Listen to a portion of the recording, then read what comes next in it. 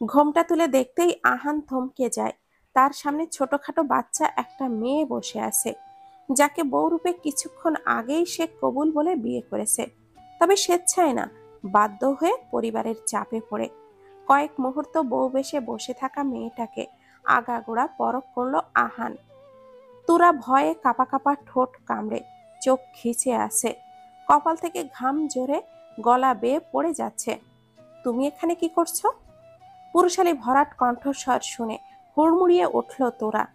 একা বাসর ঘরে বসে অপেক্ষা করতে করতে কখন ঘুমিয়ে গেছে নিজেও বুঝতে পারেনি। নিজেকে ধাতস্থ করেই ঘোমটার আড়ালেই এক পলক চোখ তুলে তাকিয়ে সাথে সাথেই চোখটা নামিয়ে নিল। দুই হাতে বিছানার চাদর খামছে ধরে আসে। গুটিয়ে গেল তার সামনে দাঁড়িয়ে থাকা লম্বা চওড়া লোকটাকে দেখে। আনসার মি ড্যামিট, তুমি আমার ঘরে কি করছো? প্রচন্ড ধমকে চোখ খিচে বন্ধ করে ফেলল তোরা। গলা শুকিয়ে কাঠ হয়ে গেছে, কথাগুলো গলার ভেতরেই দলা পাকিয়ে আসছে।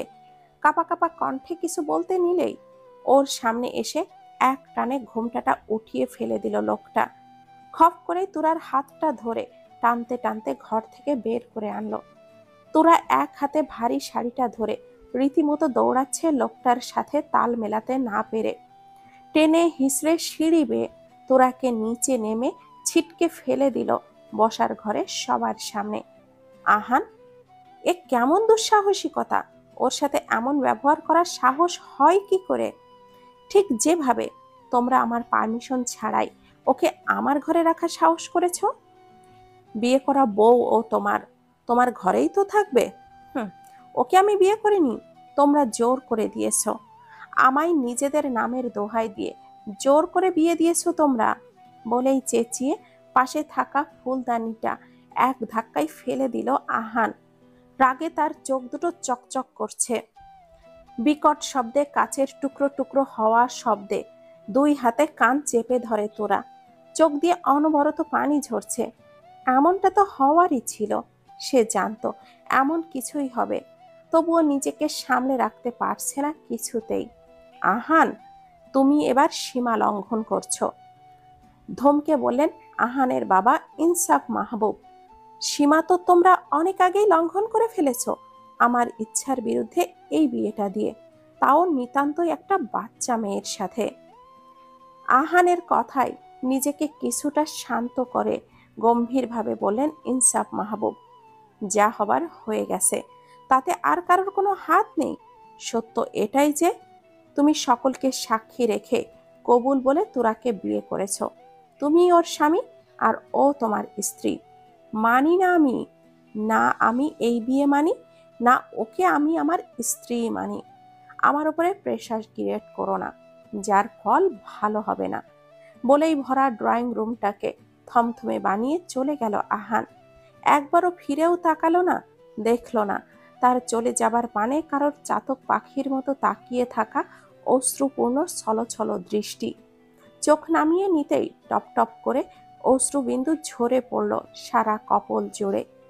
এমন কিছুই তো হওয়ার ছিল। অনিচ্ছা সত্ত্বেও অচেনা ঘরটাতে সন্ধ্যা থেকে বউ সেজে অপেক্ষা করছিল তোরা। দীর্ঘক্ষণ অপেক্ষা করেও তার স্বামী নামক মানুষটার আসার খবর নেই। অপেক্ষার পাল্লা সন্ধ্যা থেকে রাত পর্যন্ত হতেই ক্লান্ত শরীরে কখন চোখ লেগে গিয়েছিল বুঝতেই পারেনি। আর তারপরেই চোখ দুটো কোনো রকমে মুছে সঙ্গোপনে দীর্ঘশ্বাস ছাড়ল তোরা। সে জানতো এমন কিছুই হবে, তবে পোড়া কপাল যে এমন অপমান লাঞ্ছনার বাড়ি ধারাই শিখত তা সে জানে। সুখ একটি অধরা প্রজাপতি তার নিকট, সে যতই তার পেছনে ছুটবে ততই পালাবে তার থেকে। ড্রয়িং রুমে বসে থাকা ইনসাফ মাহমুদ আর তার মা আমিনা খাতুন, স্ত্রী রুবি আর মেয়ে রাইমা এতক্ষণ নির্বাক দর্শকের ভূমিকা ভেঙে রুবি খাতুন বললেন, এমনটা হওয়ারই ছিল। আহান কতটা একরোখা আর জেদি তা তুমি জানো, তবুও বিয়েটা। সবকিছু জানার পরেও এমন কথা তোমার মুখে মানায় না রুবি। ইনসাফ মাহবুবের উত্তরে নিজের কথা সম্পূর্ণ করার আগেই থেমে যান তিনি। শুরু থেকেই দোনমনা ছিলেন তিনি অনাকাঙ্ক্ষিতভাবে হওয়া বিয়েটাতে। তিনি কতটা সন্তুষ্ট বা অসন্তুষ্ট তার মুখভঙ্গিতে স্পষ্ট নয়। তবে বিয়েটা অনাকাঙ্ক্ষিতভাবে হলেও এমনটা হওয়ার কথাই যে বছর 10 আগে ছিল, এই বিষয়ে তিনি অবগত ছিলেন।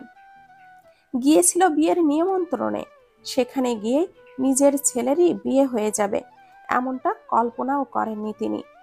বিধাতা তাদের ভুলে যাওয়া প্রতিশ্রুতিটা যেন চোখে আঙ্গুল দিয়ে মিলিয়ে দিল। কিন্তু যেটা হয়ে গেছে সেটা বদলানোর সাধ্যি যে নেই, তাও তিনি মানেন। ফোঁস করে একটা দীর্ঘশ্বাস ছেড়ে এগিয়ে গেল এক কোনায় জড়সড়ভাবে দাঁড়িয়ে থাকা লাল বেনারসি পরা মেয়েটার দিকে। তোরার গালে হাত রেখে বলল, আহানের আচরণে কষ্ট পেয়েছো তা জানি, তবে ওকে তো দোষও দেওয়া যায় না। বিয়েটার ব্যাপারে সে কোনোভাবেই প্রস্তুত ছিল না। এমন অনাকাঙ্ক্ষিত ঘটনায় ও যতটা অবাক হয়েছে ততটাই ডিস্টার্ব। আশা করি তুমি সবটা বুঝতে পারবে। এক্ষুনি তোমায় আমি বুক ভরা আশা দেব না যে ও তোমায় মেনে নেবেই, তবে এমনটা বলছি না যে কখনোই মেনে নিবে না। জন্ম মৃত্যু বিয়ে, 3 বিধাতা নিয়ে এমনটাই মেনে আসছি আমরা। যদিও সৃষ্টিকর্তা তোমাকেই আহানের জন্য করে থাকেন, তবে আজ হোক বা কাল হোক মেনে ও নেবেই।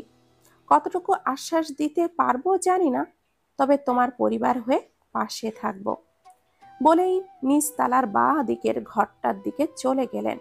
আমেনা খাতুন তসবিহ হাতে এক মনে গুনে যাচ্ছেন, যেন এদিকে কোনো ধ্যানই তার নেই। বৃদ্ধা কথাগুলো খুব কমই বলে, তবে বয়স্ক হয়ে গেলেও এই বাড়িতে তার যথাযথ মান্য এখনো হয়, তা তার আচরণেই স্পষ্ট। তুমি আমার সাথে চলো, আজ থেকে আমার ঘরেই থাকবে। কাঁধের ওপরে কারোর হাতের স্পর্শ পেয়ে ঘাড় ঘুরিয়ে তাকায় তোরা। তার দিকে হাস্যোজ্জ্বল চেহারায় চেয়ে আসে রাইমা, আহানের বড় বোন। স্মিত ঘাড় নাড়িয়ে সম্মতি দেয় তোরা। রাইমা তোরার হাত ধরে নিয়ে যায় সিঁড়ি বেয়ে ওপরে তার ঘরের দিকে। ইনসাফ মাহবুব এখনো ঠাই দাঁড়িয়ে আছেন ড্রয়িং রুমে। মনের ভেতর হাজারো অশান্তি, উৎকণ্ঠা, দুশ্চিন্তা। তিনি ভুল করে ফেললেন না তো? নিজের প্রতিশ্রুতি রাখতে আর একটা জীবন বাঁচাতে দুটো জীবনেরই বলি দিয়ে ফেললেন না তো? এখানে এসো ইনসাফ। পৌর কণ্ঠে পিছু ফিরে তাকায় ইনসাফ। ধীর পায়ে এগিয়ে গিয়ে বসে মায়ের কাছে। ক্লান্ত স্বরে বলে, আমি কি অন্যায় করে ফেললাম মা? তুমি তো সবটাই জানো। হয়তো অনাকাঙ্ক্ষিতভাবে হয়েছে, তবে এমনটা তো হওয়ার কথাই ছিল। তসবিগুনা থামিয়ে দিয়ে সামান্য কেশে গড়া খাকারি দিয়ে বললেন বৃদ্ধা, ধৈর্য ধরে ইনসাফ। হঠকারিতায় হওয়া এই বিয়েতে দাদু ভাইয়ের এমন উত্তেজিত হওয়াটা খুব একটা ভুলের না। ওকে একটু সময় দে, ঠিকই মেনে যাবে। চোখ থেকে চশমাটা খুলে হাতে নিলেন ইনসাফ। ছেলে তার যতটা জেদি আর একরোখা, তাতে আদৌ মানবে কিনা সন্দেহ আছে তার। তুমি এখানটায় শুয়ে পড়ো, আর আমি না থাকলেও এই ঘরটা আজ থেকে তোমারও। প্রয়োজনের সব রকম জিনিসই পাবে তুমি এখানে। তোরা কোনো রকম উত্তরহীনা ঠাই দাঁড়িয়ে আছে। রাইমা ব্যাপারটা বুঝতে পেরে এগিয়ে গেল তোরার কাছে। ওর হাত ধরে নিয়ে খাটের এক কোনায় বসিয়ে গালে হাত দিয়ে বলল, আমিও একজন মেয়ে তোরা, আমিও বুঝি তোমার মনে কোন ঝড় চলছে এখন। কিন্তু যা হয়ে গেছে আর বিধাতা যা ঠিক করে রেখেছিল তা বদলানোর সাধ্যই তো কারণ নেই বলো। আমি জানি ভাইয়ের এরূপ ব্যবহারে তুমি ভীষণ কষ্ট পেয়েছো, আর পাওয়াটাও স্বাভাবিক। কিন্তু ওর এমন প্রতিক্রিয়া করাটাও তো খুব একটা অস্বাভাবিক না। ওকে একটু সময় দাও। আহান রাগী আর বদমেজাজি হলেও দায়িত্বজ্ঞানহীন নয়। নিজের আমানতের খেয়ানত ও কখনো করবে না। তোরাও নিঃশব্দে মাথা পেতে নিল সকল কথা। এছাড়া তার আর কোনো উপায়ও নেই। দুনিয়াতে এখন মাথা গোজার ঠাঁই বলতে শুধু এই বাড়ি আর বাড়ির লোকজনগুলোই তার সম্বল। তাছাড়া তো না, আর বেশি কিছু ভাবতে পারছে না। মাথাটা কেমন যেন দপদপ করে উঠছে। শারীরিক আর মানসিক চাপে সে ক্লান্ত, বিধ্বস্ত। একটু ঘুমের প্রয়োজন। ঘরের লাইটটা বন্ধ করে দিল রাইমা। বিছানায় গা ঠেকাতেই কিছুক্ষণের মধ্যেই ঘুমে তলিয়ে গেল তোরা। সকালের মৃদু স্নিগ্ধ বাতাসে পাতলা ফিনফিনে সফেদ পর্দাটা উড়ছে। পাখিদের কিচিরমিচির কলরবে সকালটার স্নিগ্ধতা জানান দিচ্ছে পরিবেশ। ঘরের মধ্যেই অনবরত পায়চারি করছে তোরা। খুব ভোরে ঘুম থেকে ওঠার অভ্যাস না থাকলেও গত 6 মাসের অত্যাচারে এই অভ্যাসটাও আয়ত্ত হয়ে গেছে। ফজরের আজানের পর বিছানায় থাকার জন্য তার পিঠে পড়া মারের দাগগুলো এখনো তাজাই আছে। কিন্তু এখন তোরার উৎকণ্ঠার কারণ অন্য কিছু। রাতে তাকে সহ তার সাথে আনা জিনিসগুলো আহানের ঘরেই রেখেছিল ইনসাফ মাহবুব, কিন্তু তোরাকে টেনে হিসড়ে বের করে দিলেও তার জামা কাপড়ের ব্যাগটা এখনো ওই ঘরেই রয়ে গেছে। রাতে রাইমা তার নিজের জামা দিয়েছিল শাড়িটা চেঞ্জ করে পরার জন্য, কিন্তু রাইমা তার চেয়ে স্বাস্থ্যবান আর লম্বা হওয়ায় জামার গলাটা তার ঘাড় বেয়ে নেমে যাচ্ছে, আর দৈর্ঘ্যেও অনেক বেশি লম্বা, যা পরে বাইরে যাওয়াটা বেশ অস্বস্তিকর। রাইমা এখনো ঘুম থেকে ওঠেনি, বেশ রাত করে শুয়েছে বলে তোরাও ডাকার সাহস করেনি। বেশ কিছুক্ষণ পায়চারি করার পরে তোরা সিদ্ধান্ত নিল সে নিজেই যাবে ওই ঘরে। ভোরের আলো এখনো ফোটেনি পুরোপুরি, সারা বাড়িতে নিস্তব্ধতা বিরাজমান। আহানও নিশ্চয় এখনো ঘুমোচ্ছে। ধীর পায়ে দরজাটা খুলে বাইরের দিকে পা বাড়ালো তোরা। দোতলার পাশাপাশি ঘর দুটোই রাইমা আর আহানের, তাই রাইমার ঘর থেকে বেরিয়ে কয়েক কদম ফেললেই আহান নামক ব্যক্তিটির ঘর। নিঃশব্দে পা ফেলে ঘরের সামনে গিয়ে দাঁড়ালো তোরা। কাল রাতের পর থেকে এ ঘরের সামনে দাঁড়াতেও তার কপালে ঘাম জড়ো হচ্ছে। বার কয়েক নিঃশ্বাস ছেড়ে নিজেকে স্বাভাবিক করে আর আলতোভাবে দরজায় ধাক্কা দিল তোরা। সন্তর্পণে ধাক্কা দিলেও ততক্ষণে খুলে গেল দরজাটা। মাথা ঢুকিয়ে এক পলক দেখে নিল ভেতরের অবস্থা। রুমের লাইটটা বন্ধ থাকলেও বারান্দার দরজা আর পর্দার আড়াল থেকে আসা সূর্যের ছোট ছোট রশ্মি কণায় বেশ স্পষ্ট ঘরের ভেতরের দৃশ্য। এদিকে ওদিকে ঘুরে তাকাতেই চোখ পড়ল কাঙ্ক্ষিত জিনিসটাই। আলতোভাবে দরজাটা আরেকটু খুলে ঘরে ঢুকলো তোরা। পুরো ঘর জুড়ে সিগারেটের বিদঘুটে গন্ধ। দম বন্ধ হয়ে আসছে তোরার। ওড়না দিয়ে এক হাতে নাক চেপে ধরেই এগিয়ে গেল। ব্যাগটা হাতে নিয়ে আবারও দরজা ধাক্কা দিতেই পেছন থেকে ওড়নায় টান পড়ল। ভয়ের চোটে হাত পা ঠান্ডা হয়ে আসছে তোরার। বুকের ভেতরটায় অসম্ভব কাঁপুনি ধরেছে। কিছুক্ষণ স্থির দাঁড়িয়ে থেকেও কোনো সাড়া শব্দ না পেয়ে আলতোভাবে ঘাড় ঘুরিয়ে তাকালো। উফ, যেন জানে বেঁচে গেল সে। ওড়নার কোনাটা টেবিলের কোনায় আটকে গিয়েছিল। মনে মনে হাজারবার শুকরিয়া করে ওড়নাটা ছাড়িয়ে তাড়াহুড়ো করে বেরোতে নিলেই পায়ে কিছু একটার সাথে বিঁধে হোঁচট খেলো তোরা। তাল সামলাতে না পেরে সামনে হাত বাড়াতেই হাত পড়ল সুইচ বোর্ডের ওপর। হাতের চাপে সুইচ বোর্ড থেকে সুইচটা অন হয়ে ধপধপ করে লাইটগুলো জ্বলে উঠল। হাত থেকে ব্যাগটা শব্দ করে পড়ে তোরা নিজেও যেন ধাক্কা খেয়ে ঠাস করে পড়ল মেঝেতে। ধপ করে কিছু পড়ার শব্দে ঘুম ভেঙে গেল আহানের। চোখ খুলে তাকাতেই লাইটের কড়া আলোতে চোখ মুখ খিঁচে কুঁচকে এলো। নিজেকে ধাতস্থ করে উঠে বসতেই সামনে তাকিয়ে ভুরুকুটি করে এলো। ওর সামনেই তোরা উপুর হয়ে পড়ে আছে, কোনো নড়াচড়া নেই। আহান উঠে গিয়ে তোরার পাশে হাঁটু গেড়ে বসে বলে, এই মেয়ে, তুমি এখানে কি করছো আর এভাবে উপুর হয়ে পড়ে আছো কেন? ভারী আওয়াজটাতে বুকটা কেঁপে উঠল তোরা। হুট করে কিভাবে পড়ে গেল বুঝতেই পারেনি। কোনোভাবে উঠে মুখটা কাচুমাচু করে গুটিয়ে বসে আহানের দিকে টিপ টিপ করে তাকালো। কি হলো, এভাবে তাকিয়ে আছো কেন? তোমার সাহস কি করে হয় আবারও আমার ঘরে আসার? এমন লুড়ো ধমকে আরো গুটিয়ে গেল তোরা। এমন গাম্ভীর্যতায় তোরার খুব একটা অস্বস্তি হচ্ছে।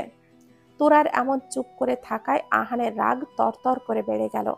এমনিতেই কাল থেকে মেজাজটা বিগড়ে আসে, সারাটা রাত ঘুমাতে পারেনি, তাও এই মেয়েটার জন্যেই। এই মেয়ে কি কথা বলতে পারে না? আর ইউ ডাম্প, কথা বলতে পারো না? Just get out from here. হুঙ্কারের স্বরে তোরা আবারও কেঁপে ওঠে। এই লোকটা এমন কেন? তাকে তো কথা বলার সুযোগই দিচ্ছে না। এখানে আর এক মুহূর্তও থাকা যাবে না। তাড়াহুড়ো করে উঠতে নিলেই জামায় টান লেগে ধপ করে পড়লো একদম আহানের বুকের ওপর। তুরার জান উড়ে গেছে। এবার কি হবে? লোকটা যেমন জল্লাদ, তাকে গিলে না ফেলে। সিটকে সরে ভয়ে জড়সড় হয়ে গেল। আহান ওকে কড়া কিছু বলতে নিবে, তখনই খেয়াল করলো হাঁটু গেড়ে সে মেয়েটার জামার উপরেই বসেছে। তাই উঠতে গিয়েই পড়ে গেছে। তুরার দিকে তাকিয়ে কিছু বলতে নিবে, তখনই চোখ যায় ওর ঘাড়ের দিকের জামার গলাটা অত্যাধিক বড় হওয়ায় কাঁধ বেয়ে নেমে গেছে। ফর্সা কাঁধে কালো রঙের তিলটা জলজল করছে। আহানকে এইভাবে একধানে অপলক তাকিয়ে থাকতে দেখে তার দৃষ্টি অনুসরণ করে নিজের দিকে তাকাতেই আঁতকে ওঠে তোরা। এক হাতে খামচে ধরে গাহাড় বেয়ে গড়ে পড়া জামাটা। আহান তোরার এমন আতঙ্কিত চেহারা দেখে ওকে কিছু বলতে নিলেই তোরা ধপ করে উঠে এক হাতে ব্যাগ নিয়ে দৌড়ে বেরিয়ে যায়। তোরার যাওয়ার পানে হাঁ করে চেয়ে থাকে আহান। কি হলো?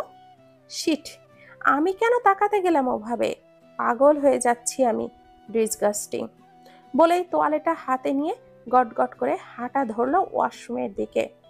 ঘরে এসে দরজাটা লাগিয়ে বুকে হাত দিয়ে কিছুক্ষণ জোরে জোরে নিঃশ্বাস ছাড়লো তোরা। উফ, বড় বাচ্চা বেঁচে গেছি। জল্লাদ লোকটার শকুন চোখ দেখলেই ভয়ে কাটা দেয়। 7-5 ভেবেই ব্যাগ থেকে কাপড় আর তোয়ালেটা নিয়ে ওয়াশরুমের দিকে যায়। সকালে গোসল করার অভ্যাসটা তার ছোট থেকেই। সকালে গোসল করে তার বাবা তাকে নিজের হাতে তৈরি করে দিত স্কুলের জন্য। আগের কথা মনে হতেই তোরার চোখটা ভরে আসে। মা তো জন্মের কয়েক বছর পরেই তাকে ছেড়ে চলে যায় না ফেরার দেশে।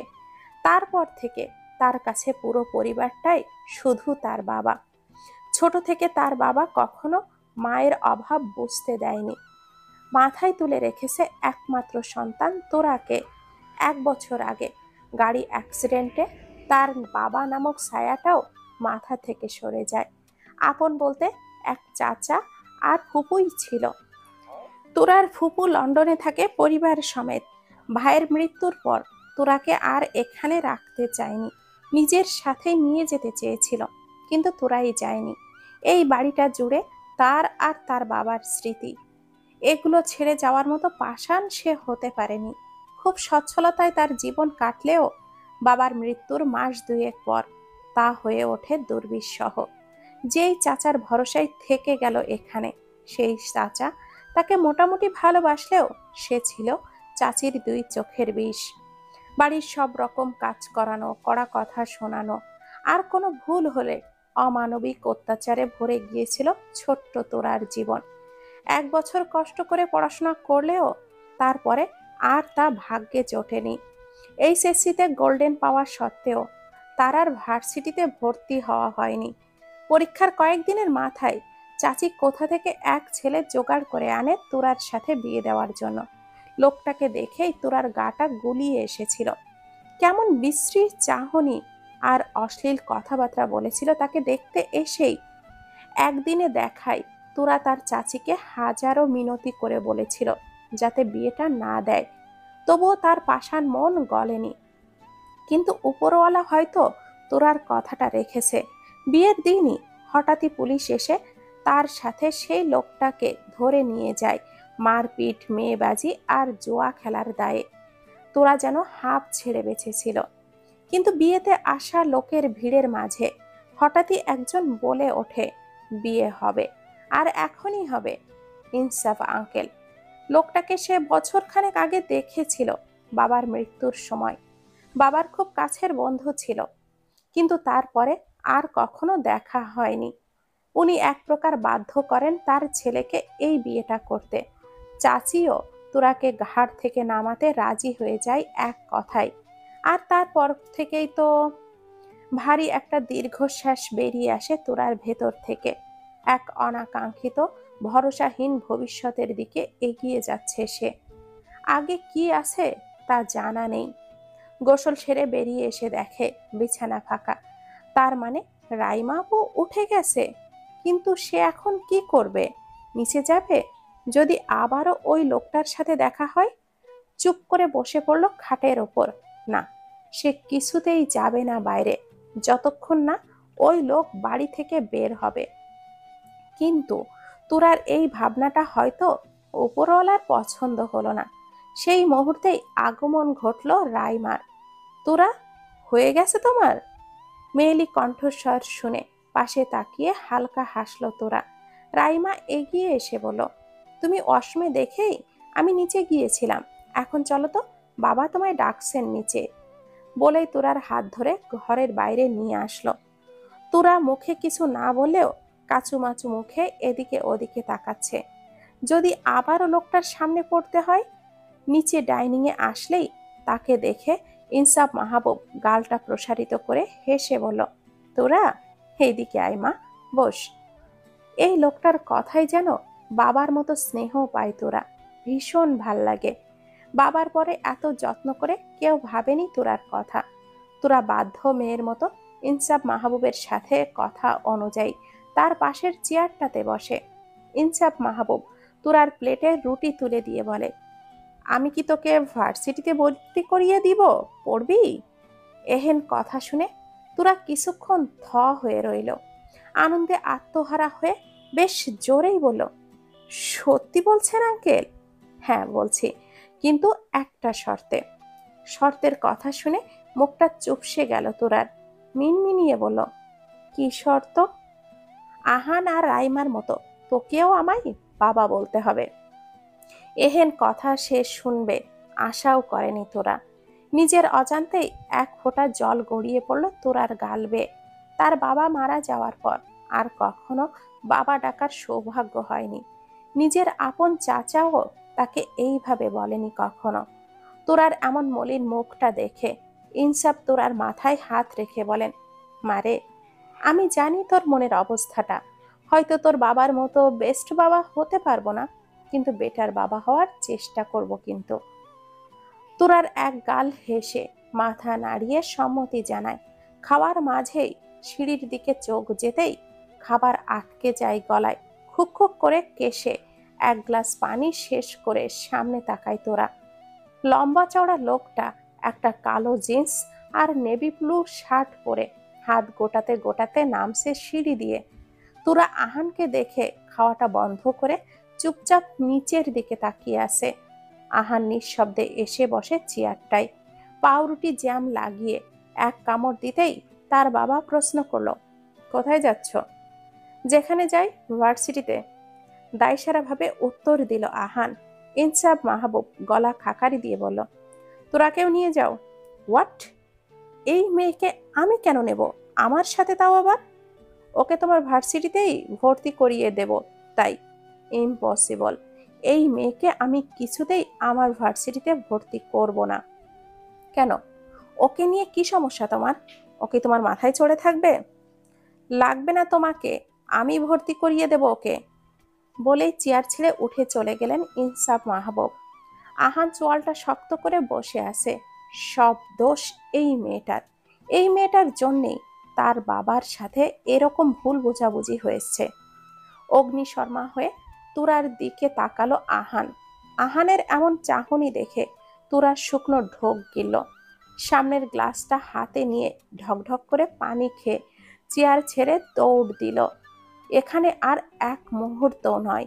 এই জল্লাদ লোকটা শেষে সব রাগ তার ওপরেই ঝাড়বে। সিঁড়ি বেয়ে উঠে ঘরের ভেতরে ঢুকে বড় বড় করে শ্বাস ফেলল। উফ, বড় বাঁচা বেঁচেছি। ওই লোকটা মানুষ না, কেমন রাক্ষসের মতো চেয়ে থাকে। বিকট শব্দে দরজা লাগানোতে কেঁপে উঠল তোরা। পেছনে ঘুরেই দেখে আহান তাকিয়ে আছে তার দিকে। চাহনি দেখে মনে হচ্ছে আজ তার আর নিস্তার নেই। ঢোক গিলে পেছাতে নিলেই আহান বিদ্যুতের বেগে এসে তুরাকে চেপে ধরল দেওয়ালের সাথে। শক্ত করে হাতটা চেপে ধরায় যন্ত্রণায় আর্তনাদ করে ওঠে তোরা। এই লোকটার এমন রাগের কারণ কিছুতেই বুঝতে পারছে না তোরা। এক হাতে ধাক্কা দিয়ে সরিয়ে দিতে গেলেই আহান বলে ওঠে, তোমার জন্য, শুধুমাত্র তোমার জন্যই এত ঝামেলা হচ্ছে। তোমায় আমি কিছুতেই ছাড়ব না। তোরার হাতে জোরে চেপে ধরে রাখায় ব্যথায় চোখ মুখ খিচে আসে, চোখ বেয়ে 2 ফোঁটা পানি গড়িয়ে পড়ল। তোরার এমন মুখটা দেখে হুট করেই আহানের বুকটা মুচড়ে উঠল। তোরার চোখের পানি দেখে নিজেকে কেমন যেন অপরাধী মনে হলো। তোরার হাতটা ঝটকা দিয়ে ফেলে দিয়ে দূরে সরে দাঁড়ালো, ঘাড়ের পেছনে হাত দিয়ে এদিকে ওদিকে ঘুরে ফোঁস করে একটা নিঃশ্বাস ছাড়লো। তোরা এখনো ঠাই দাঁড়িয়ে আছে, নিঃশব্দে নোনা জলে ভিজিয়ে যাচ্ছে কপলখানা। আহান বেশ অবাক হয়, মেয়েটা কি কথা বলতে পারে না? আবার পর মুহূর্তেই নিজেকে সামলে নেয়। সে কেন ভাববে এই মেয়েকে নিয়ে? যা খুশি হোক। তারপর বলে উঠল, একটা কথা কান খুলে শুনে রাখো, তোমার আমার বিয়ের সম্পর্ক শুধু ওই কাগজে সই করা পর্যন্তই সীমাবদ্ধ। এর বেশি কিছু কখনো আশা করো না আমার থেকে। আর রইল কথা ওই পেপারসের, সেটা থেকে খুব দ্রুতই মুক্ত করে দেব। তাই স্বামী টাইপ কোনো ব্যবহার আমার থেকে আশা করো না। বলেই দরজা খুলে গটগট করে চলে গেল আহান। আর তার যাওয়ার পানে অপলক চেয়ে রইল তোরা। বিরতিহীনভাবে অশ্রুসিক্ত হলো সারা গাল। আহানের তিক্ত কথাগুলোতে তোরার ছোট্ট মনটা কেঁপে উঠছে। মনের গহীনে কাঠের ফ্রেমে জমাট রাখা অনুভূতিগুলো দগ্ধ হচ্ছে। সে তো জানতো এমন কিছুই হবে, তবুও বুকের ভেতর অজানা ব্যথায় ক্রমশ ভেতরটা কেঁপে উঠছে। বাস্তবতা যে তার জীবনে পাথরের মতোই অটুট আর শক্ত, তা সে অনেক আগেই মেনে নিয়েছে। তবুও অজানা এক ব্যথায় তপ্ত হচ্ছে হৃদয়। হয়তো লোকটা তার স্বামী বলে। সে মানুক আর না মানুক, তোরা তো তার নামেই কবুল পড়েছে। তাই হয়তো আকাশ সমান অসম্ভবতার মধ্যেও একটু আশা খুঁজেছিল। সন্তর্পণে আঁখি যুগল মুছে নিল ওড়নাটার আঁচলে। আহান চেপে ধরায় তার ফর্সা কবজিতে লাল দাগ হয়ে 5টা আঙ্গুল বসে গেছে। হোক সেটা ঘৃণা করে, স্বামীর স্পর্শ তো। তোরা না হয় এই নিয়েই খুশি থাকলো। মলিন হেসে ওয়াশরুমে ঢুকে বার কয়েক পানির ঝাপটা দিয়ে মুখে বেরিয়ে এলো। মাথাটা ধরেছে, আপাতত সব ভাবনা ছেড়ে একটু ঘুম দরকার। মাথায় কারোর হাতের স্পর্শ পেয়ে ঘুমটা হালকা হয়ে এলো তোরার। তোরা, এই তোরা। মেয়েলি কণ্ঠস্বর ডাকে চোখ খুলে তাকালো তোরা। মাথার ওপরে হাস্যোজ্জ্বল একটি মিষ্টি চেহারা দেখে উঠে বসলো ধপ করে। এদিকে ওদিকে ঘাড় ঘুরিয়ে বলল, এখন কি বিকাল হয়ে গেছে আপু? আমি কি অনেকক্ষণ ঘুমিয়েছি? তোরাকে এমন অস্থির হতে দেখে রাইমা গাল প্রসারিত করে হেসে বসলো ওর পাশেই। হারে দূর পাগলি, দুপুর হয়েছে সবে মাত্র। মা গোসলে গেছে আর দিদুন ঘরে শুয়ে আছে। তুই সেই সকালে ঘুমালি, এখনো ওঠার নাম নেই। আর আমি একা এতিমের মতো ঘুরছি। দেখি ওর তো, শিগগিরই ফ্রেশ হয়ে আয়, একসাথে খেতে বসবো দুজনে। রাইমার কথা শুনে তোরা মিষ্টি হেসে বলে, তুমি 2 মিনিট বসো, আমি ফ্রেশ হয়ে এক্ষুনি আসছি। বলেই চটপট বিছানা থেকে নেমে ওয়াশরুমের দিকে যায়। এই একদিনের মাঝেই রাইমার সাথে ভীষণ ভালো একটা সম্পর্ক তৈরি হয়েছে তোরার। রাইমাও তোরাকে ছোট বোনের মতোই ভালোবাসে। আর তোরা তো ছোট থাকতেই চাইতো তার একটা বড় বোন থাক। সেটা পেয়ে যেন ও হাজার শুক্রিয়া। এত সব ঝড়ের মাঝেও যে ইনসাফ মাহবুবের মতো বাবার ছায়াতল আর রাইমার মতো বোনের সঙ্গ পেল, এই বা কম কি। ফ্রেশ হয়ে রাইমা আর তোরা দুজনেই একসাথে নিচে নেমে এলো। ততক্ষণে রবি খাতুন আর তার শাশুড়িও এসে পড়েছে ডাইনিংয়ে। তোরা গিয়ে এক কোনায় গুটিয়ে দাঁড়াতেই আমেনা খাতুন শক্ত গলায় ডাক দিল তোরাকে, এই যে মেয়ে, এদিকে আসো। সারাক্ষণ তো ছোট বাচ্চাদের মতো এক কোনায় জড়সড় হয়েই থাকো দেখছি। শক্ত গলায় তোরা খানিকটা ভড়কে যায়। রুবি খাতুন আর আমেনা খাতুন দুজনেই বেশ গম্ভীর প্রকৃতির বলে মনে হয় তোরার কাছে, কারণ এসে থেকে এদের সাথে কথা খুব কমই হয়েছে। রুবি খাতুন গত রাতে তোরাকে কিছু বললেও আমেনা খাতুনের সাথে তার একদমই কথা হয়নি। চুপচাপ গিয়ে আমেনা খাতুনের পাশে দাঁড়াতেই বৃদ্ধা ইশারা করে পাশের চেয়ারটাতে বসতে বললেই তোরাও বাধ্য মেয়ের মতো বসে পড়ে। রুবি খাতুন সবাইকে খাবার বেড়ে দিয়ে নিজেও খেতে বসে। খাওয়ার মাঝেই আমেনা খাতুন বলে উঠল, শোনো নাথ বউ, ছেলে মানুষের মন আষাঢ়ে বেলার মতো, এই ভালো তো এই মেঘে কালো। ওদের কথায় ধরে বসে থাকলে চলবে না। দাদু ভাই যতই বলুক মানে না এই বিয়ে, কিন্তু বিয়ে তো হয়েছে। আর এটা তো কোনো ছেলে খেলা নয় যে আজ এমন তো কাল অমন। বলেই কিছুক্ষণ দম নিল। তুরার মতো রাইমা ও রুবি খাতুনও নিঃশব্দে শুনছে সবটা।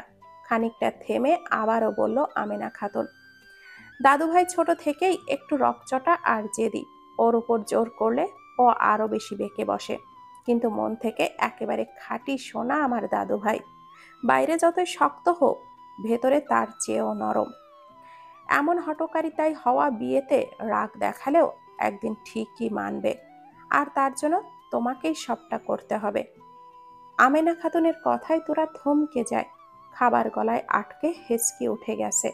আরে আরে, আস্তে ধীরে খাও বাবা, বলেই রবি খাতুন পানির গ্লাসটা এগিয়ে দিল। ঢকঢক করে এক গ্লাস পানি খেয়ে জোরে জোরে শ্বাস ফেলল তোরা। দিদুনের কথা শুনে ওর হেঁচকি উঠে গেছে। লোকটার সাথে 3বার দেখা হলো, 3বারই জল্লাদপনা করেছে। সে আবার ওই লোকের কি করতে যাবে? দেখলেই কেমন করে তাকায়, যেন গিলে খাবে তাকে। আরেকবার ঢোক দিলে পাশে তাকাতেই তোরা দেখে আমেনা খাতুন জহুরির চোখে তার দিকে তাকিয়ে আছে। আমেনা খাতুনের এমন দৃষ্টি দেখে তোরা শুকনো হাসে। হেসকি কাশি যা ওঠার এখনই উঠিয়ে নাও। আমার দাদু ভাইকে কিন্তু তোমারই হাত করতে হবে মেয়ে। আমাদের বংশের ছেলেদের একাধিকবার বিবাহ করা হয় না। আর এমন টুসটুসে একটা বউ থাকতে অন্য কথা ভাবার তো কোনো মানেই হয় না। আমেনা খাতুনের কথা শুনে তুরার খাবার গলা পর্যন্ত নেমে গেছে। সর্বনাশ, কি বলছে? রাইমা আর রুবি ঠোঁট টিপে হাসছে। আমেনা খাতুনকে তার বেশ চেনে। ওপর ওপর গম্ভীর ভাব ধরে থাকলেও ভেতরে ভেতরে বেশ রসিক তিনি। আর তোরাকে তার পছন্দ, এটা তাদের আগে থেকেই জানা। থাক না মা, ও ছোট, ওকে আর এসব বলে কি লাভ? আপনার গুণধর নাতিকে বোঝালেই তো পারেন। রুবি খাতুন সামান্য কেশে বলেন। রাইমাও তার সাথে বলো, ঠিকই তো দিদুন, ভাইয়াকেও বলা উচিত। মানছি বিয়েটা অপ্রত্যাশিত ভাবেই হয়েছে, কিন্তু তাই বলে তোরার তো কোনো দোষ নেই। যা হবার হয়ে গেছে, এখন তো ওরও উচিত কিছুটা মানিয়ে নেওয়া। রাইমার কথায়ও উত্তর করল না আমেনা বেগম। তোরার প্লেটে আরেক চামচ ভাত তুলে দিতে গেলেই তোরা মিনমিনিয়ে বলল, আমি আর খেতে পারবো না, আমাকে আর দিবেন না প্লিজ। থামো মেয়ে, এইটুকুন শরীর খাওয়া দাওয়া বেশি না করলে কিভাবে হবে? আর রাইমা আর আহানের মতো তুমিও আমায় দিদুন বলেই ডাকবে, এটা যেন আরেকবার বলতে না হয়। তোরা সামান্য ঘাড় নেড়ে সম্মতি দেয়, কিন্তু এতগুলো খাবার কি করে খাবে? অসহায় দৃষ্টিতে রাইমার দিকে তাকাতে রাইমা চোখ টিপে খেয়ে নিতে ইশারা করে। আর তো কিছু করার নেই। খাওয়ার পর্ব চুকিয়ে সকলে বসে বেশ কিছুক্ষণ গল্প করলো। তোরার মনটা বেশ ভালো। রুবি খাতুন আর আমেনা খাতুনকে যতটা গম্ভীর ভেবেছিল ততটাও নয়। তাদের সাথে কথা বলে বেশ হালকা লাগছে, কেমন যেন আপন আপন লাগে তাদের। ইনসাফ আঙ্কেলকে বাবার মৃত্যুর আগে বেশ কয়েকবার দেখলেও এই লোকগুলোর সাথে তার আগেই চেনা জানা ছিল না। রুবি খাতুনের মুখে শুনল তার একমাত্র গুণধর ছেলেটি নাকি বিদেশে ছিল দীর্ঘ সময় পড়াশোনার খাতিরে, বর্তমানে ভার্সিটির লেকচারার। আসলেই ওই যে স্কুল কলেজে থাকতো না, গম্ভীর চরিত্রের কিছু খাটাস, একদম সেই ধাঁচের লোকটা। এতগুলো ভালো মানুষের মধ্যে ওই একটা মানুষ এমন গোমরামুখ কি করে হলো তোরা বোঝে পায় না। বিকালের দিকটায় তোরাকে নিয়ে রাইমা বাগানের দিকেই ঘুরছে। বাগানটা অসম্ভব সুন্দর। একটা বড় কাঠ গোলাপের গাছ, মাঝারি আকৃতির একটা কৃষ্ণচূড়াও আছে। রাইমা আপু শখ করে লাগিয়েছিল গাছগুলো। বাগানের এক কোনায় কতগুলো সূর্যমুখীর গাছ, বেশ ফুল ফুটেছে। সূর্যমুখী তোরার ভীষণ পছন্দের, ওগুলো দেখেই ছুটে গেল। বাহ, কত সুন্দর ফুলগুলো! এগুলো কি তুমি লাগিয়েছো আপু? হাসি হাসি মুখ নিয়ে প্রশ্ন করলো তোরা। রাইমা এতক্ষণ তোরাকেই দেখছিল। কয়েক ঘন্টার ব্যবধানে মেয়েটা যেন আবারও প্রজ্বলিত হয়ে উঠেছে। কাল থেকে কেমন যেন মুচড়ে ছিল মেয়েটা। এমন চাঁদ মুখের মেয়েটার মুখে বিষণ্ণতার ভার একদমই মানায় না। ও আপু, বলো না। তোরার ডাকে হুঁশ ফেরে রাইমার। এগিয়ে গিয়ে বলে, না, এগুলো আহান লাগিয়েছে। ওর সূর্যমুখী ফুল ভীষণ পছন্দ। এগুলো ও সব নিজের হাতে পরিচর্যা করে। বাগানের এই দিকটায় কেউ আসে না, ওর ফুল কাউকেই ধরতে দেয় না। আহানের নামটা শুনেই তোরার হাসি হাসি মুখখানা চুপসে গেল। ফুলগুলো তার ভীষণ পছন্দ হয়েছিল। রাইমাকে বলে একটা নিয়ে ঘরের ফুলদানিতে রাখবে ভেবেছিল, কিন্তু লোকটার নাম শুনে সেই ইচ্ছাটা ঘুচে গেল। বাগানে আরো কিছুক্ষণ থেকে ভেতর থেকে রুবির ডাক এলো, তোরা, তোর ইচ্ছে করলে এখানে আরেকটু থাক, মা ডাকছে, আমি শুনে আসি কেমন। রাইমার কথায় কিঞ্চিত ঘাড় নাড়িয়ে সম্মতি দিল তোরা। রাইমা যেতেই এদিকে ওদিকে ঘুরে সূর্যমুখী গাছগুলো দেখতে লাগলো। উচ্চতায় একদম তার মাথার ওপরে গাছগুলো। আর কি সুন্দর, বিকেলের নরম আলোতে একদম চিকচিক করছে। বাম পাশে চোখ যেতেই একটা পানির পাইপ নজরে এলো তোরার। ছুটে গিয়ে পাইপটা হাতে নিয়ে নিল। গাছগোড়ার গোড়া বেশ শুকিয়ে গেছে, আজকে হয়তো কেউ পানিও দেয়নি। নিজে নিজেই বলে আশেপাশে তাকিয়ে মোটরের সুইচটা খুঁজতেই পেয়ে গেল। এগিয়ে গিয়ে মোটরের সুইচটা চালু করতেই পাইপ থেকে পানি বেরিয়ে চোখে মুখে উপচে পড়ল তোরার। গায়ের ওপরের কিছুটা অংশ ভিজে গেলেও বেশ মজা পেয়েছে। পাইপটা হাতে ধরে ভীষণ প্রফুল্ল চিত্তে এগিয়ে গেল, গাছগুলোতে পানি দিতে লাগলো। বাড়ির ফটকে এসে ব্রেক করলো গাড়িটা। দরজা খুলে বেরিয়েই দারোয়ানের হাতে চাবিটা ধরিয়ে পার্ক করতে বলে বড় বড় পা ফেলে ভেতরে এগিয়ে গেল আহান। বাগানের দিকটা পেরোনোর সময় হুট করেই বাম পাশে চোখ যেতেই দেখল তার সূর্যমুখী বাগানের ভেতরে ছোটখাটো কিছু নড়াচড়া করছে। ভুরু কিঞ্চিত কুঁচকে এগিয়ে গেল আহান। তুমি এখানে কি করছো? গমগমে গলা শুনে হাত থেকে ভারী পাইপটা ফসকে যেতে লাগলেই কোনো মতে সামলে ধরলো। পাইপ সহ তোরা ঘুরে দাঁড়ালো আর পানির ধারা গিয়ে পড়লো আহানের ওপর। গপ গপ করে পানির ছিটে পড়তে লাগলো আহানের সারা শরীর গায়ে। What rubbish! সারা শরীর ভিজে একাকার। তোরা পাইপটা বন্ধ করতে না পেরে আহানকে তো ভিজিয়েছেই, সাথে নিজেও ভিজে জবজবে হয়ে গিয়েছে। আহান হাতের ব্যাগটা ফেলে এগিয়ে গিয়ে মোটরের সুইচটা অফ করতেই পানির প্রবাহটা বন্ধ হলো। তোরা এক পাশে মাথা নিচু করে দাঁড়িয়ে আছে, আর আহান দুই হাত বুকে গুজে ওর দিকে ভীষণ শান্ত চোখে চেয়ে আছে। তোরা কিঞ্চিত ঘাড় ঘুরিয়ে দেখে নিল আহানের অবস্থান। লোকটা এক চোখে চেয়ে ঠায় দাঁড়িয়ে আছে শান্তভাবে, কিন্তু এই নিস্তব্ধতা যে তুফানের আগের আভাস তা তোরা বেশ ভালোই বুঝতে পারছে। লম্বা চওড়া শরীরটায় আকাশি রঙের শার্টটা ভিজে লেপ্টে আছে, চুলগুলো দিয়ে পানি টপ টপ করে পড়ছে। হালকা রঙের শার্টটা বুকে লেপ্টে থাকায় পুরুষালী লোমশ বুকটা স্পষ্ট দেখা যাচ্ছে। ফট করে চোখটা সরিয়ে নিল তোরা। ঠান্ডা পানিতে ভিজেও তার সারা গাল কেমন যেন গরম হয়ে আসছে। বুক থেকে হাতটা নামিয়ে এক পা করে আগাতে লাগলো আহান। আহানের এগিয়ে আসা দেখে তোরার হৃদয় স্পন্দন যেন বেড়ে গেল। এখানে আর এক মুহূর্ত অপেক্ষা করলে তার কপালে যে কি আছে সে নিজেও বলতে পারবে না। পাইপটা হাত থেকে ছিটকে ফেলে দিয়ে এক ছুটে দৌড় লাগাতেই আহান তোরার হাতটা খপ করে ধরে ফেলল। তোরা ভয়ে রীতিমতো কাঁপছে। লোকটার এমন রোষপূর্ণ দৃষ্টি দেখে ভীষণ অস্বস্তি হচ্ছে। বারবার হাত মোছড়ামুছড়ি করেও ছুটে পার। তোরা ভয়ে রীতিমতো কাঁপছে। লোকটার এমন রোষপূর্ণ দৃষ্টি দেখে ভীষণ অস্বস্তি হচ্ছে তার।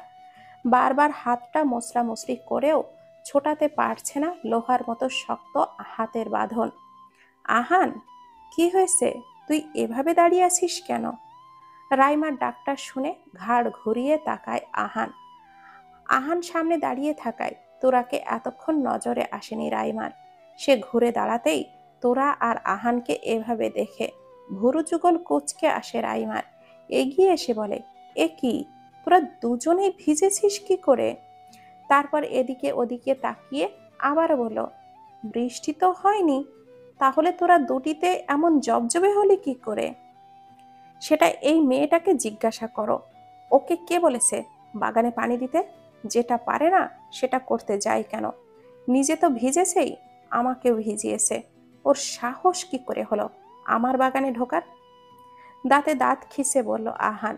এমন চাপা ধমকে কেঁপে উঠল তোরা। রাইমা ব্যাপারটা পুরোপুরি বুঝতে না পারলেও তার ভাই যে হাই লেভেলের খেপে গেছে তা বেশ ভালোই বুঝতে পারছে। তাই পরিস্থিতি সামাল দিতে এগিয়ে গিয়ে তোরাকে এক হাত ধরে বলল, আসলে আমিই এনেছিলাম ওকে বাড়িটা ঘুরিয়ে দেখাতে। ওর কোনো দোষ নেই, ছোট মানুষ, বুঝতে পারিনি। তুই রাগ করিস না প্লিজ। আহান এখনো মুখটা ভীষণ শক্ত করে রেখেছে।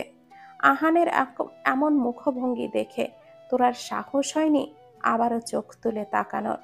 রাইমা এবার খানিকটা তাড়া দিয়ে বলল, তুই আর দাঁড়িয়ে থাকিস না ভাই, তোর তো ঠান্ডার সমস্যা আছে, শিগগিরই উপরে গিয়ে চেঞ্জটা করে নে। আহান তোরার দিকে একবার তাকিয়ে গটগট করে হাঁটা ধরল। আহান যেতেই তোরা যেন হাঁপ ছেড়ে বাঁচল। লোকটা এত রাগী, এরকম গম্ভীর মানুষ তোরা কখনো দেখেনি। আহান যেতেই রাইমা তোরাকে সামনে দাঁড় করিয়ে বলল, এইটুকু সময়ের মধ্যেই কি দিয়ে কি করলি বলতো? এসব কি করে ঘটালি? আসলে আমি ভেবেছিলাম গাছগুলোতে একটু পানি দেই, গোড়াগুলো শুকিয়ে আছে তো, কিন্তু উনি হুট করে কোথা থেকে এসে পেছন থেকে ডাকলো। আমিও তাল সামলাতে না পেরে পাইপ ফসকে ওনার গায়ে পানি পড়ে গেল। কাঁদো কাঁদো গলায় বলল তোরা, যেন নার্সারিতে পড়া বাচ্চা বই হারিয়ে ফেলেছে। তোরার এমন বাচ্চা বাচ্চা মুখ দেখে রাইমা ফিক করে হেসে দিয়ে বলল, তুই একদমই বাচ্চা তোরা, কিন্তু তোর উনি কিন্তু ততটাই কড়া। এমন ভুল আর ভুলেও করিস না যেন। যে রিয়াকশনটা দিয়েছিল খুন করে যে ফেলেনি তাই অনেক। বলেই তোরাকে ধরে বলল, আচ্ছা এখন চল তো, এমন ভেজা গায়ে বেশিক্ষণ থাকলে ঠান্ডা লেগে জ্বর আসবে। চুপচাপ ঘাড় নাড়িয়ে সম্মতি দিয়ে রাইমার সাথে হাঁটা ধরল। মনে মনে ভীষণ ভীষণ বলতে ইচ্ছে করলো, কেন গো তোমরা এত ভালো, তাহলে তোমার ভাইটা এমন জল্লাদ কেন? সব সময় কি এমন গম্ভীর মুখ করা লাগে? কিন্তু মনের কথা মনেই রেখে চুপচাপ ভেতরে চলে এলো তোরা। এ যাত্রা যে সে বেঁচে গেছে এই অনেক। কি ব্যাপার রাইমা, আহানের কি হয়েছে? ভিজে একাকার হয়ে উপরে উঠে গেল। জিজ্ঞাসা করলেও কিছু বলল না তো। রুবি খাতুন রাইমাকে দেখে প্রশ্ন করলেও রাইমার পেছনে পেছনে জড়সড় হয়ে দাঁড়িয়ে থাকা তোরাকে দেখেই অবাকের সীমাটাও আরো বেড়ে গেল। এ কি তোরা, তুমিও ভিজলে কি করে? কি হয়েছে বলো তো, আমি তো কিছুই বুঝতে পারছি না। আসলে আমি বাগানে গাছগুলোতে পানি দিচ্ছিলাম, উনি হঠাৎ করে পেছনে চলে আসলো আর ভুল করে পানি ওনার গায়ে পড়ে গেছে। তোরার এমন কাচুমাচু করা মুখটা দেখে রুবি খাতুন কি বলবে ভেবে পায় না। মেয়েটা বয়সের তুলনাতেও বাচ্চা, সারা শরীর ভিজিয়ে একাকার করেছে। বাহ নাতবো, তোমাকে দাদু ভাইকে হাত করার কথা বললাম, তুমি শুরু করে দিয়েছো। তুমি তো একেবারে এক কাঠি উপরে। সোফাতে বসে থাকা আমেনা খাতুনের কথার আগা মাথা কিছুই বুঝলো না তোরা। ড্যাব ড্যাব করে তাকিয়ে থাকতেই আমেনা খাতুন আবারও বলো, বেশ ভালো বেশ ভালো, কিন্তু নাতবো আমাকে একটা কথা বলো তো, এভাবে দাদুভাইকে ভিজিয়ে দিয়ে তুমি কি করে হাত করবে? আমেনা খাতুনের কথার মানে তো বুঝতেই পারছে না তোরা, তার উপরে বিব্রত হচ্ছে। সে তো ইচ্ছে করে ভেজায়নি, এখানে হাত কিভাবে করলো? ভাবতে ভাবতেই হইচই বলে হাচ্চু বলে হাসি দিয়ে উঠল। ওফ দিদুন, তুমিও না, এমনিতেই বেচারি তোমার গুণধার নাতির ধমকে চুপসে আছে, আবার তুমিও যা তা বলছো। বলেই তোরার দিকে ফিরল রাইমা। আর তুই যা তো, শিগগিরই জামা কাপড় পাল্টে নে। এই অসময়ে ঠান্ডা বাঁধাবি নাকি? এক্ষুনি গিয়ে জামা কাপড় পাল্টে আয়। তোরা ঘাড় নাড়িয়ে সম্মতি দিয়ে উপরে চলে গেল ভেজা গায়ে। তোরা যেতেই রুবি খাতুন ফোঁস করে একটা দীর্ঘশ্বাস ছাড়ল। আমেনা খাতুন হা করে হেসে উঠল, সাথে রাইমাও। অসময়ে বিকালে ভিজে তোরার ঠান্ডা লেগে গেছে। বারবার হাসি কাশি দিতে দিতে চোখ আর নাকের পাটাটা লাল হয়ে ফেলেছে। রাত প্রায় 10টা। সবাই মিলে একসাথে রাতের খাবার খেলেও আহান আর নিচে নামেনি। এতে অবশ্য তোরা বেশ স্বস্তি পেয়েছে। বিকালের ওই ঘটনার পর তোরা আহানের সামনেও আসতে চায় না। রাতের খাবার শেষ করে ডাইনিংয়ে বসে টিভি দেখছিল রাইমা আর তার দিদুন। রুবি খাতুন গেছেন রান্নাঘরে কাজ সারতে। তোরা এদিকে আয় তো মা। ইনসাফ মাহবুবের ডাকে তোরা রাইমার পাশ থেকে উঠে গিয়ে দাঁড়ালো তার পাশে। ইনসাফ মাহবুব মৃদু হেসে বলল, বস আমার কাছে, তোর সাথে কথা আছে। তোরা বসতেই ইনসাফ কতগুলো কাগজ তোরার হাতে ধরিয়ে দিল। তোরা কৌতূহলী হয়ে কাগজগুলো হাতে নিয়ে পড়তেই থমকে গেল। অবাক হয়ে বলল, এইগুলো তো ভর্তির কাগজপত্র। তোরার আগেই বলেন ইনসাফ মাহবুব। তোরা ছলছল দৃষ্টিতে তাকিয়ে আছে। ইনসাফ মাহবুব আবারও হেসে বলল, এগুলো তোর ভর্তির কাগজ। আমি লোক পাঠিয়ে তোর চাচার বাড়ি থেকে তোর সকল কাগজপত্র আনিয়েছি আজ সকালেই। আমি নিজে গিয়ে তোর ভর্তির সব কাজ করে এসেছি। ভার্সিটির অনেকেই আমার চেনা জানা, তোর কোনো অসুবিধা হবে না। তোরার গাল বেয়ে দুফোঁটা পানি গড়িয়ে পড়ল।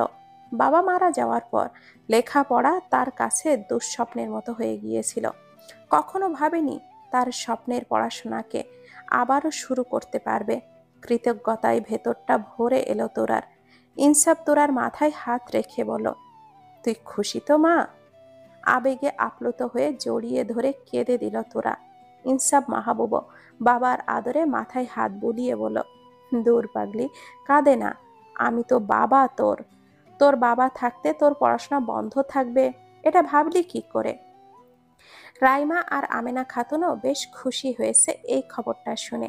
তোরাকে কি তাদের মনেও কোনো অভিযোগ নেই? তারা তো সুন্দর একটা পরিবার চায়। আর অমন নিষ্পাপ মুখটার দিকে তাকালেই প্রাণ থেকে ভালোবাসা চলে আসে। তোরা বুক থেকে উঠে গালটা প্রসারিত করে হেসে বলে, আমি এতদিন ভাবতাম বাবা আমায় একা ফেলে চলে গেছে, কিন্তু ভুল ছিলাম। বাবা তো তার মতোই আরেকটা বাবা রেখে গেছে আমার জন্য। তোরার কথা শুনেই ইনসাফ সহ বাকিরাও খুশি হয়। ইনসাফ আরো কিছুক্ষণ তোরার সাথে কথা বলে ঘরের উদ্দেশ্যে উঠে যায়। তারপর পরই রুবি খাতুন আসে হাতে একটা কফি নিয়ে। তোরার পাশে বসে বলে, এই নাও আদা দেওয়া চা, খেয়ে নাও, তোমার ভাল লাগবে। এমন অসময়ে ঠান্ডা বাঁধানোর মোটেও ভালো না। তোরাও বাধ্য মেয়ের মতো গ্লাসটা হাতে নিয়ে চা খেতে শুরু করলো। চারজন মিলে আরো কিছুক্ষণ কথা গল্প করে। রুবি খাতুন উঠে যেতে নিলেই আমিনা বলে, কোথায় যাচ্ছ বৌমা? এই তো আহানের ঘরে যাচ্ছি মা। পানিতে ভিজে ওরও তো মনে হয় ঠান্ডা লেগে গেছে। কফিটা দিয়ে আসি, ভাল লাগবে ওর। তুমি দাঁড়াও, নাতবো। আমিনা খাতুনের ডাকে তোরা বলে, জি দিদুন। যাও দাদু ভাইকে কফিটা তুমি দিয়ে আসো। দিদুনের কথায় তোরা চোখ গেল গোল গোল করে তাকিয়ে আছে।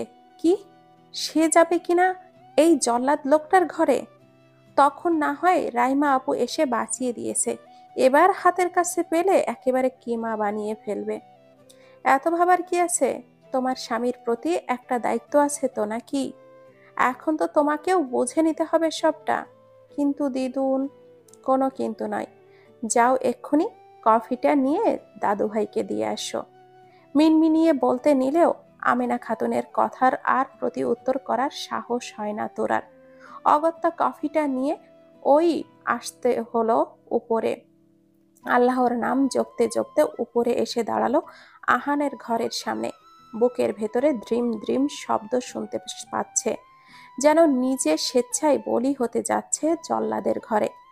7-5 ভাবা বন্ধ করে নিজেকে সামলে আস্তে ধীরে দুটো টোকা দিল দরজায়, কিন্তু কোনো সাড়া শব্দ নাই। কিছুক্ষণ থেমে আবারও টোকা দিল, কিন্তু এবারও কোনো সাড়া শব্দ নাই।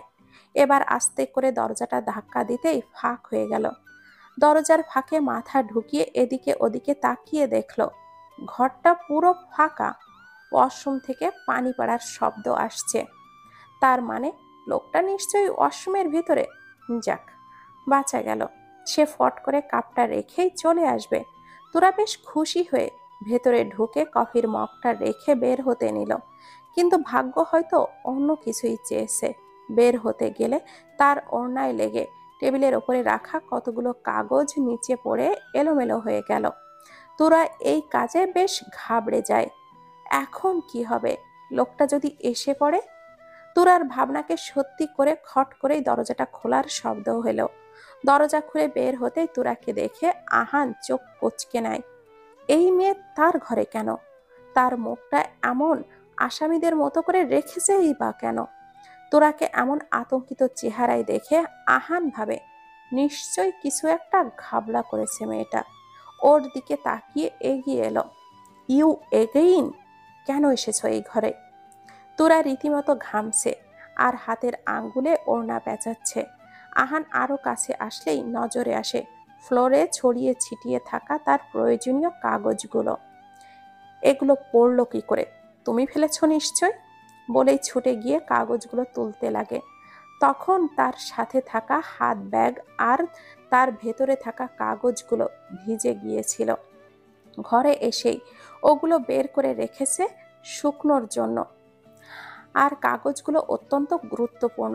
নিশ্চয় এই মেয়েই ঘাবলাটা করেছে। তোরা নিঃশব্দে দাঁড়িয়ে আছে, চোখে মুখে আতঙ্কের ছাপ। সব সময় এই লোকটার সামনে আসলেই এমন একটা অঘটন ঘটে। এখন সে কি করবে? আহান তো কাগজ তুলতে ব্যস্ত। সে কি পালাবে? হ্যাঁ, তার এখন পালানোই উচিত। ভেবেই পা টিপে টিপে সরে যেতে লাগে। তোরাকে ওভাবে চোরের মতো পালাতে দেখে আহান বসা থেকে দাঁড়িয়ে খপ করে হাতটা ধরে ফেলে। এবার তোমাকে কিছুতেই পালাতে দেব না। পেয়েছোটা কি? একটার পর একটা অকাজ করবে আর পালিয়ে পার পেয়ে যাবে? No way, I am not gonna let you get out of this. এসে থেকেই একটার পর একটা ঝামেলা করেই যাচ্ছ আমার লাইফে। খাটের এক পাশে হেলান দিয়ে পায়ের উপরে পা তুলে কফিতে চুমুক দিচ্ছে আহান, আর জহুরির চোখ দুটো স্থির তার সামনে কাচুমাচু মুখ করে রাখা তোরার দিকে। সেই চেহারায় ভীষণ বিব্রতকর ছাপ ফেলে এলোমেলো ভাবে কাগজগুলো গোছাচ্ছে। তোরা পালাতে নিলেই আহান ধরে তাকে কাগজগুলো গোছানোর কাজে লাগিয়ে দিয়ে বলেছে, যতক্ষণ না কাগজগুলো ঠিকঠাক আগের মতো গুছিয়ে দিতে পারবে ততক্ষণ বেরোতে পারবে না। তোরা মনে মনে ভীষণ অসহায় অনুভব করছে। কাগজগুলোতে কি সব কাকা আর দাগ টানা। এখন সে বুঝবে কি করে কোনটা আগের আর কোনটা পরের? ফ্লোরে দুই পা ভেঙে বসে কাগজগুলো নিয়ে নাড়াচাড়া করছে আর সাজানোর চেষ্টা করছে। লোকটা ঠিক জানতো সে পারবে না, তবুও ইচ্ছে করেই তাকে এই কাজটাই দিল। আসলে জল্লাদ, ভীষণ জল্লাদ। সে নাকি আবার ভার্সিটির লেকচারার। আল্লাহ জানে ক্লাসে স্টুডেন্টদের ওপরে কোন ধরনের অত্যাচার চালায়। হয়েছে? আর কতক্ষণ লাগবে? আহানের ডাকে হুঁশ ফেরে তোরার। সে এতক্ষণ মনে মনে আহানকে হাজারটা গালি দিতে ব্যস্ত ছিল, কিন্তু কাগজগুলো তো একটাও গোছানো হয়নি। কোনো রকমে সবগুলো একত্রিত করে উঠে এসে আহানের সামনে ধরে। আহান ভুরু কুচকে কাগজগুলো নিয়ে দেখে একটাও ঠিকঠাক সাজাতে পারেনি, বরং আরো উল্টে পাল্টে ফেলেছে। এগুলো কি? কাগজ? মিনমিন করে উত্তর দিল তোরা। সে তো আমিও দেখতে পারছি কাগজ। তোমাকে কি করতে বলেছিলাম? এবার তোরা কোনো প্রত্যুত্তর করলো না। চুপচাপ মাথাটা নিচু করে হাতের আঙ্গুলে ওড়না পেঁচিয়ে যাচ্ছে। ফোঁস করে নিঃশ্বাস ছাড়লো আহান। এই মেয়ে সব কথাই চুপ করে থাকে, আর কি কি ঝামেলা ডেকে আনবে আল্লাহ জানে। ফট করে উঠে দাঁড়ালো আহান। আহানের এভাবে হুট করে দাঁড়িয়ে যাওয়ার দেখে তোরা ভয়ে দুই কদম পিছিয়ে যায়। ভীষণ ভয় হচ্ছে তার মনে। লোকটা কি তাকে বারান্দা দিয়ে ছুঁড়ে ফেলবে? আহান আরেক পা এগিয়ে এলো। তোরা ভয়ে ঢোক গিলল দুবার। তোমাকে যদি আরেকবার আমার ঘর বা কোনো জিনিসের আশেপাশেও দেখি, তাহলে আমার চেয়ে খারাপ কেউ হবে না। শান্ত কণ্ঠে আহানের হুমকি শুনে তোরা চোখ দুটো গোল গোল করে চেয়ে রইল। আহান খানিকটা থেমে আবার বলল, মনে থাকবে? তোরা ঘন ঘন হ্যাঁ সূচক মাথা নাড়ালো। আহান কাগজগুলো নিয়ে ঠিকঠাক করতে করতে ব্যস্ত স্বরে বলল, এখন যেতে পারো। তোরা তাও ঠাই দাঁড়িয়ে আছে, যেন এই দুনিয়ায় আর কেউ নেই। আহান এদিকে ফিরে দেখে তোরা কাগজগুলোর দিকে হা করে তাকিয়ে আছে, নড়চড় বাদেই। কি হলো, এখানেই থেকে যাওয়ার ইচ্ছে আছে নাকি তোমার? গমগমে ধমকের সুরে শুনে তোরা স্তম্ভিত পেতেই এক ছুটে বেরিয়ে যায় দরজা দিয়ে, একেবারে ঘরের ভেতরে গিয়েই থামে। আচ্ছা পাগল মেয়ে তো, এ থাকলে 2 দিনেই আমি পাগল হয়ে যাব বলেই দম ছেড়ে আবারও নিজের কাজে ব্যস্ত হয়ে গেল আহান। এবার আর এইদিকে তোরা ঘরে এসে ঘন ঘন নিঃশ্বাস ছাড়লে। একটু আগে বেঁচে গেছে বাবা, লোকটা আস্ত একটা জল্লাদ। কিরে তোরা, গেলি তো ভাইকে কফি দিতে, এভাবে দৌড়ে এলি যেন ভূত তাড়া করেছে। বিছানা গোছাতে গোছাতে বলল রাইমা, ভূত না ভূত না, রাক্ষস রাক্ষস। তোমাদের বাড়িতে একটা রাক্ষস আছে, যে যখন তখন আমায় ধরে চুরমুর বানিয়ে ফেলে একেবারে। বলেই ওয়াশরুমের দিকে গেল তোরা। রাইমা তোরার যাওয়ার পানে চেয়ে মুচকি হেসে আবারও কাজে ব্যস্ত হলো। সকালবেলা বেশ উৎফুল্ল মনে আয়নার সামনে দাঁড়িয়ে রেডি হচ্ছে তোরা।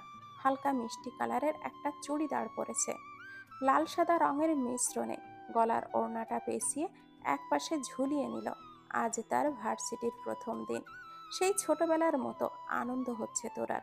প্রথম স্কুলে যাওয়ার দিনও এমনই প্রফুল্ল লেগেছিল তোরার। ভাবতেই কেমন যেন মনটা নেচে উঠছে। আনন্দে আত্মহারা হয়ে 2বার লাফিয়ে নেচে উঠল তোরা। এভাবে বাদরের মতো লাফাচ্ছ কেন? পরিচিত কণ্ঠস্বর শুনে ঘুরে দাঁড়ালো। সামনে দাঁড়ানো শুট পরা লোকটাকে দেখে শুকনো ঢোক গিলল তোরা। এই লোকটা এই ঘরেও হাজির হয়েছে? আচ্ছা বজ্জাত তো, এখন কি ওর জন্য আনন্দও প্রকাশ করা যাবে না? দরজায় দাঁড়িয়ে পকেটে হাত গুজে ভুরু কুচকে তাকিয়ে আছে আহান। তোরাকে আবারও সঙ্গের মতো দাঁড়িয়ে থাকতে দেখে মেজাজটা বিগড়ে এলো আহানের। মেয়েটাকে যাই বলা হোক না কেন টিপ টিপ করে তাকায়। মাথায় কি সমস্যা আছে কোনো? এই মুহূর্তে ভীষণ রাগ হলো আহানের, কিন্তু রাগ করার সময় নেই তার। সে তো এসেছিল দরকারের একটা বই নিতে। শিক্ষা হওয়ার দরুন তার অনেক বই পড়া হয়। ওর নিজের ঘরের বুক সেলফে সব বই আটে না বলে রাইমার ঘরেরটাতেও কতগুলো বই রাখা। ছোটবেলায় আহান আর রাইমা যখন একসাথে থাকতো তখন ইনসাফ মাহবুবই এই ঘরে অ্যাডজাস্টেড একটা বুক সেলফ বানিয়ে দিয়েছিল। তোরাকে ওভাবে স্থির দাঁড়িয়ে থাকতে দেখে আহান চুপ করে ঘরে ঢুকে এসে বুক সেলফ থেকে একটা বই বের করে নিল। তোরার দিকে এক নজর তাকিয়ে বলল, সকালবেলা করে এমন বাদর সেজে লাফাচ্ছ কেন? আহানের এমন কথাই চোখ মুখ কুঁচকে নিল তোরা। ইচ্ছে করছে লোকটার মাথাটা ফাটিয়ে দিতে। আজ প্রথম ভার্সিটিতে যাবে বলে একটু কাজল আর হালকা লিপস্টিক দিয়েছিল, আর লোকটা তাকে বাদর বলছে। সে নিজে একটা হনুমান, সেই খেয়াল আছে? কোনো উত্তর না দিয়েই মুখ ফুলিয়ে দাঁড়িয়ে থাকলো তোরা। এই বজ্জাত লোকটার সাথে কথা বলার কোনো মানেই হয় না। আহানও আর অপেক্ষা না করে চোখ মুখে একরাশ বিরক্ত নিয়ে বেরিয়ে গেল। আহান যেতেই তোরা হাঁপ ছেড়ে বাঁচল। এই লোকটা কোন দেশের হনুমান ভেবে পায় না, আস্ত একটা বন মানুষ। আরো কিছুক্ষণ ব্যাগ গুছিয়ে নিচে নেমে এলো তোরা। ইনসাফ মাহবুব ডাইনিং টেবিলে বসে খবরের কাগজ পড়ছে। রাইমা রান্নাঘরে রুবি খাতুনের সাথে সাহায্য করছে। তোরা চুপচাপ গিয়ে ইনসাফ মাহবুবের বাম পাশে বসে। তোরাকে দেখে ইনসাফ প্রজ্বলিত হয়ে বলেন, বাহ, তুই তো একেবারে রেডি হয়ে নেমেছিস। আচ্ছা, এখন শীঘ্রই গিয়ে নাস্তাটা করে নে। তোরা সামান্য হেসে মাথা নাড়ায়। রান্নাঘর থেকে রাইমা আর রুবি খাতুন খাবার নিয়ে এসে সামনে রাখলেন। রাইমাও পাশে বসে খাওয়া শুরু করলো একসাথে। রুবি খাতুন গেছেন আমেনার ঘরে খাবার নিয়ে। সকালের খাবারটা তিনি ঘরে বসেই খান। খাওয়ার মাঝেই ইনসাফ মাহবুবের ফোনটা বেজে উঠল। ফোনে কথা শেষ করে আহানের দিকে চেয়ে বললেন, আহান, তোরাকে তুমি সাথে করে নিয়ে যাও। এতক্ষণ চুপচাপ নাস্তা করছিল আহান, কোনো দিকে না চেয়ে। বাবার কথায় খাওয়া যেন থামিয়ে গেল। বলল, হোয়াট? আমি কেন? হ্যাঁ, তুমি নিয়ে যাবে। আর একটা গুরুত্বপূর্ণ কাজ পড়ে গেছে আমার, আমি এখন চাইলেও যেতে পারবো না। আর তোমার সাথে গেলে ক্ষতি কি? গন্তব্য তো একই। বাবার কথায় কপালে ভাঁজ আরো গাঢ় করে আহান প্রশ্ন করলো, একই মানে? একই মানে তোরাকে তোমার ভার্সিটিতেই ভর্তি করিয়েছি আমি, ওটাই ওর জন্য বেস্ট হবে। হাজবেন্ডের দায়িত্ব না হয় নাই নিলে মেনে নিলাম, সামান্য ভার্সিটি নিয়ে যাওয়া আসাটুকু তো তোমার দ্বারা হবে, তাই না? আমি রীতিমতো হতাশ হচ্ছি তোমার এহেন দায়িত্ব জ্ঞানহীনতা দেখে। বাবার কথায় কোনো রকম উত্তর না করে মুখ শক্ত করে বসে রইল আহান। মেয়েটা এখন তার ভার্সিটিতেও হাজির হবে? কোথাও গিয়ে শান্তি পাবে না তো সে এই মেয়েটার জন্য। ইনসাফ মাহবুব আবারও বলল, তুমি ওকে নিয়ে যাবে, আর এ নিয়ে আমি কোনো কথাও শুনতে চাচ্ছি না। বলেই উঠে গেলেন ইনসাফ মাহবুব। আহান বাবার যাওয়ার পানে চেয়ে চোয়ালটা শক্ত করে তার সামনেই বসা তোরার দিকে তাকালো। তোরা এতক্ষণ হা করে তাদের কথা শুনছিল। সে কি না এখন এই জল্লাদটার সাথে ভার্সিটিতে পড়বে? ভাবতেই কেমন হচ্ছে। কোথাও কি মুক্তি পাবে না এই হনুমানটার জল্লাদপনা থেকে? তোরার ভাবনার মাঝেই আহানের এমন চাহনি দেখে ফট করে দৃষ্টিটা নামিয়ে নিয়ে মুখে রুটি পুরে দিল। তাকানো যাবে না লোকটার দিকে। আহান খাওয়া শেষ করে উঠে দাঁড়িয়ে বলল, 2 মিনিটের মধ্যে যদি না বেরোই তাহলে আমি রেখেই চলে যাব। ওকে বলে দে আপি। বলেই সাইড টেবিলে রাখা ব্যাগটা হাতে নিয়ে গটগট করে বেরিয়ে গেল। তোরাও খাওয়া থামিয়ে চেয়ে রইল যাওয়ার পানে। সে তো ভাবতেই পারেনি লোকটা তাকে নিয়ে যাবে নিজের সাথে। হা করে থাকিস না, শীঘ্রই যা, না হলে সত্যি চলে যাবে। রাইমার কথা শুনে তোরা পানি খেয়ে উঠে দৌড় ধরে আহানের পিছু পিছু। গাড়িটা গ্যারেজ থেকে বের করে দাঁড় করালো গেটের সামনে। তোরা দ্বিধাদ্বন্দ্ব নিয়ে পেছনের দরজা খুলতে গেলে আহান বলে উঠল, I am not your driver, চুপচাপ সামনে এসে বসো উইদাউট এনি ওয়ার্ডস। এমন রামধনক শুনে তোরাও বাধ্য মেয়ের মতো করে সামনে এসে বসলো। সে কখন কথা বলল এই লোকের সাথে আজব। তোরা বসতেই হাই স্পিডে গাড়িটা ছুটিয়ে নিল আহান। বাতাসের দাপটে চুলগুলো এলোমেলো হয়ে আছড়ে পড়ছে তোরার চোখে মুখে। ভীষণ ভাল লাগছে এমন খোলা বাতাস, যেন কতদিন পর মুক্ত বাতাসের ঘ্রাণ পেল। না তো চাচির জন্য সে তো বাড়িতে থেকেই বেরোতে পারেনি কতদিন, তার নিজেরও হিসাব নেই। 25 মিনিটের মাথায় গাড়িটা এসে থামলো ভার্সিটির গেটের সামনে। কোন ডিপার্টমেন্ট?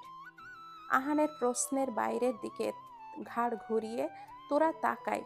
হুম, মন কোথায় থাকে? কোন ডিপার্টমেন্ট তোমার? ম্যাথমেটিক্স। এটাই বাকি ছিল? বিড়বিড়িয়ে বলল আহান। কিছু বললেন না? সোজা ঢুকে বাম পাশের বিল্ডিংটার দোতলায়। বলতেই তোরাও ঘাড় কাত করে সম্মতি জানিয়ে গাড়ির দরজাটা খুলতে গেলেই আহান আবারও বলল, একটা কথা কান খুলে শুনে রাখো, ভার্সিটিতে তোমার আর আমার এই ইউজলেস বিয়েটার ব্যাপারে কেউ না যেন না জানে। আই রিপিট, কেউ না। Mind it. বিনিময়ে তোরা মলিন হাসলো, কিঞ্চিত ঘাড়টা নাড়িয়ে বেরিয়ে আসলো গাড়ি থেকে। সে নিজেও চায় না এই নামমাত্র বিয়েটার ব্যাপারে কেউ জানুক, যার কোনো বাস্তবিক অর্থই নেই। সে যে পড়াশোনা করতে পারছে এই তো অনেক। আপাতত আর কিছুই চায় না সে। 7 পাঁচ ভাবতে ভাবতে ভেতরে ঢুকলো তোরা। আহানের কথা মতো বাম দিকের বিল্ডিং এর দিকে যেতে লাগলো। সিঁড়ি বেয়ে উঠতে নিলেই হুট করে কারোর সাথে বেশ জোরে ধাক্কা লেগে পড়তে নিলেই পাশের দেওয়ালে ধরে সামলে নিল নিজেকে। সরি সরি বলতেই হাত থেকে পড়ে যাওয়া বইগুলো তুলতে লাগলো মেয়েটি। তোরা কিছুক্ষণ আগাগোড়া পরখ করলো মেয়েটাকে। কালো রঙের জিন্সের সাথে হালকা সবুজ একটা কুর্তি পরে আছে। এলোমেলো চুলগুলো ঝুটি করে রাখা। তোরার সাথে ধাক্কা লাগিয়ে বইগুলো ছড়িয়ে ছিটিয়ে পড়েছে। তোরাও ঝুঁকে এক এক করে বইগুলো তুলে মেয়েটির হাতে দিল। বিনিময়ে প্রগাঢ় হেসে মেয়েটি বলল, so nice of you dear, it's okay. বলেই তোরা হেসে প্রত্যুত্তর করল, ফার্স্ট ইয়ার? মেয়েটির প্রশ্নে তোরা সম্মতি সূচক মাথা নাড়ালে মেয়েটি গালটা প্রসারিত করে হাত বাড়িয়ে বলল, hey Sam, I am Faria, you? Tora তাকওয়াল তোরা। তোরাও হাত বাড়িয়ে দিল। By unique name, nice, thanks. কোন ডিপার্টমেন্ট? ম্যাথমেটিক্স। তোরার কথায় যেন মেয়েটি আরো বেশি খুশি হলো। বাহ, আমিও। ভালোই হলো তোমাকে পেয়ে, না তো আমাকে একা একাই ক্লাসে যেতে হতো। তোরাও সৌজন্যমূলক কথা বলে এগিয়ে গেল ক্লাসের দিকে ফারিয়ার সাথেই। ক্লাসে গিয়ে বসতেই কিছুক্ষণ পরে একটা ছেলে ঠিক তাদের বেঞ্চের পাশে দাঁড়িয়ে এদিকে ওদিকে ঘুরে তাকিয়ে ওদের কাছে এসে বলল, হাই, আমি সাদমান। তুমি স্যাডম্যান আর হ্যাপিম্যান তা যাই হও, আমাদের সাথে কি? ফারিয়ার কথায় বোকা বনে গেল গোল ফ্রেমের চশমা পরা লম্বা চিকন গড়নের ছেলেটি। চশমাটা নাক থেকে উপরে তুলে আবারও হেসে বলল, স্যাডম্যান হ্যাপিম্যান কোনোটাই নই, it's Sadman. You can call me Saad. সে তুমি সাদ হও আর টিনি হও, তাতে আমাদের কিছুই যায় আসে না। কি বলতে চাও সেটা বলে কেটে পড়ো। আসলে আমি আজকেই ফার্স্ট এসেছি, আশেপাশে কোনো সিটও ফাঁকা নেই। তোমাদের আপত্তি না থাকলে আমার সাথে সিটটা শেয়ার করবে প্লিজ? সাদমানের কথায় ফারিয়া কিছুক্ষণ আগাগোড়া পরখ করে নিল। ফারিয়ার এমন নজরে ছেলেটা বেশ বিব্রত বোধ করলেও পরে ফারিয়া কি একটা ভেবে আমার দিকে সরে এসে এক কোণায় জায়গা করে দিল। সাদমান ধন্যবাদ জানিয়ে পাশে বসতেই ফারিয়া আমার কাছে এসে বলল, ওকে বসতে দিয়েছি বলে তোমার কোনো আপত্তি নেই তো ডিয়ার? না না, আমার কোনো আপত্তি নেই, আর আপত্তি থাকবেই বা কেন? হ্যাঁ, আমি তো জানি তুমি লক্ষ্মী মেয়ে, বলেই তোরার গালটা টেনে দিল। তোরা হাসলো ফারিয়ার এমন পাগলামি দেখে। মেয়েটা যে ভীষণ চঞ্চল তা এইটুকু সময়েই বুঝে গেছে তোরা। এখনকার লেকচারার কে জানো তোমরা? পাশ থেকে সাদমানের প্রশ্নে কিছুটা ভেবে ফারিয়া বলল, হ্যাঁ জানি, ম্যাথমেটিক্স ডিপার্টমেন্টের অ্যাসিস্ট্যান্ট হেড ইরফান স্যারের ক্লাস। আজই আমাদের ফার্স্ট ক্লাস নেবেন উনি। আমার কাজিন, এই ভার্সিটির থার্ড ইয়ার। ওর থেকেই শুনেছি স্যার নাকি তুখোড় হ্যান্ডসাম দোস্ত। বলেই তোরাকে একটা খোঁচা লাগিয়ে দিল। ফারিয়ার এমন কাণ্ডে হকচকিয়ে গেলেও নিজেকে সামলে নেওয়ার আগেই ক্লাসে আগমন ঘটল ইন করা সাদা শার্ট আর কালো প্যান্ট পরিহিত সুদর্শন লোকটির, যাকে দেখে সবাই দাঁড়িয়ে গেল। তোরাও সবার সাথেই দাঁড়িয়ে আছে। ফারিয়া দাঁড়িয়ে থাকা অবস্থায় তোরার কানের কাছে এসে বলল, ইয়ে স্যার তো আসলেই আস্ত একটা চকলেট বান্ধবী। I am crust. ফারিয়ার কথা শুনেও কোনো হেলদোল হলো না তোরার। সে তো হা করে চেয়ে আছে সামনে দাঁড়িয়ে থাকা তার স্যার নামক লোকটির দিকে। হাত উঁচিয়ে ইশারা করে সবাইকে বসতে বলেই ডায়াসে এসে দাঁড়ালো। আমি আহান, ইরফান মাহবুব আহান, ম্যাথমেটিক্স ডিপার্টমেন্টের সাব হেড প্রফেসর। আজ তোমাদের সাথে আমার প্রথম ক্লাস, এবং আজ থেকে নিয়মিত আমিই তোমাদের ক্লাস নেব। আশা করছি সকলে গুড ম্যানার্স আর মডিস্ট বজায় রেখে কোঅপারেট করবে। তোরা এখনো হাঁ হয়ে আছে, শেষে কিনা এই জল্লাদটার ক্লাস তার রোজ করতে হবে, এই ছিল কপালে। তোরা, তুই শেষ। এই বন মানুষ তোর লাইফটা এবার অ্যামাজন জঙ্গল বানিয়ে ছাড়বে।